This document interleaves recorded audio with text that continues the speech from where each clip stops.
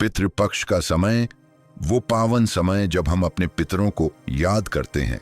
कहा जाता है जिस घर में पितरों का सम्मान होता है वहां सुख, शांति और समृद्धि स्वतः ही आती है।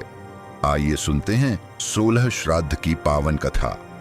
बहुत समय पहले एक गांव में एक धर्मनिष्ठ ब्राह्मण रहता था।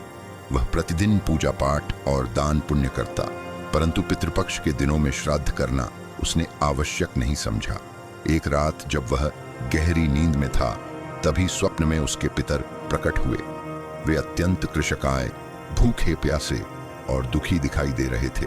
उन्होंने कहा, बेटा, तुमने हमें भूल गए। इस पितृपक्ष में हमारे लिए श्राद्ध, तर्पण, पिंडदान कुछ भी नहीं किया। हम इस लोक में भोजन और जल के बिना कष्ट सह रहे हैं। ब्राह्मण घबराकर जाग उठा। सुबह होते ही वह पंडित के पास पहुंचा और उपाय पूछा। पंडित ने कहा, पितरों की तृप्ति के लिए पितृपक्ष में श्राद्ध, तर्पण और ब्राह्मण भोज करना बहुत आवश्यक है। इन्हें करने से पितर प्रसन्न होते हैं और आशीर्वाद देकर संतान सुख, धन धान्य और परिवार में शांति प्रदान करते हैं। ब्राह्मण ने तुरंत ही अगले दिन से पितृपक्ष के सभी 16 दिनों में श्राद्ध, तर्पण और ब्राह्मण भोज कराया। पितृपक्ष के अंत में जब वह सोया, उसके पितर फिर स्वप्न में आए।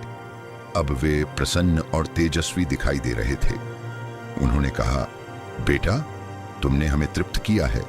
हम आशीर्वाद देते हैं, तुम्हारे कुल में सुख शांति बनी रहे, संतान दीर्घायु हो और तुम्हारे घर से कभी अन्न धन की कमी ना हो। तभी से परंपरा चली आ रही है कि पितृपक्ष के सभी 16 दिनों में अपने पितरों का स्मरण कर श्राद्ध, तर्पण और पिंडदान करना चाहिए।